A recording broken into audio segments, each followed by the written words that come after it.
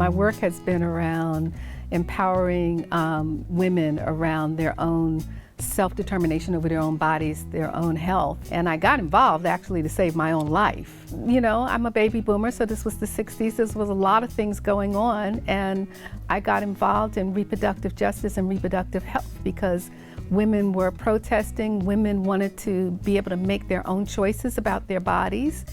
And it just seemed like it was an important thing to do. And once I started realizing the impact on Black women in terms of their health indicators, I knew that this was something that I needed to champion all my life.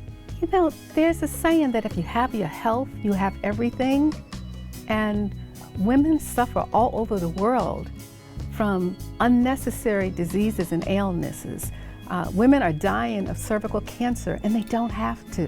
Black women in particular, and especially in this country, they're dying from maternal mortality based on having babies.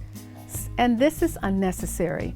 So, you know, we all need to stand up and champion that. The most important thing to me is when I have heard a woman say that this is something that has been so hard or so difficult, and I wish I had this.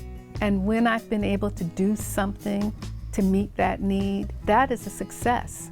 For example, as the executive director of World Women Organized to Respond to Life-Threatening Disease, the women talked about wanting a space of their own, that the judgment and the stigma in the world, for just a little bit of time, will not be holding them down.